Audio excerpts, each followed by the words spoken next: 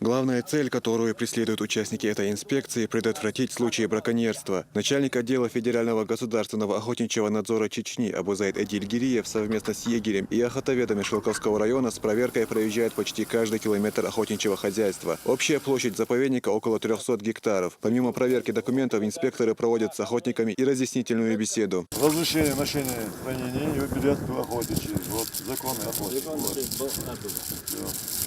Нарушать мадеши, соблюдать правила охоты. Хищник, волк, шакал, видно, собака, лиса.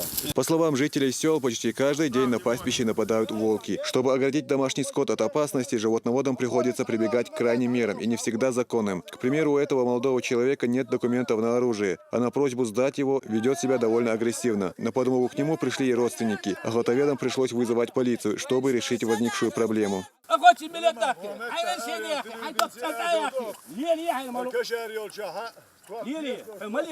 Популяция волков в регионе опасна не только для домашнего скота. По их вине страдают и редкие животные, занесенные в Красную книгу. На сегодняшний день численность хищника на гектар значительно превышает норму. Охотникам и егерям приходится отстреливать зверей. Из-за этой проблемы у нас идет снижение дикого животного.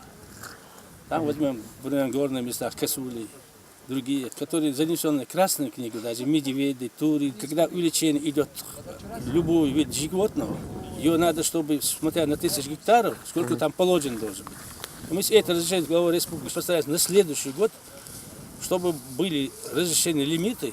Увеличение численности волков в регионе может быть опасным и для жителей районов, проживающих рядом с территорией обитания хищников. В поисках пищи они могут напасть и на людей. Как отмечает Охотнадзор, бороться с ними нужно, однако только в рамках закона. Магомед Ламаркаев, Луиза Юнусова.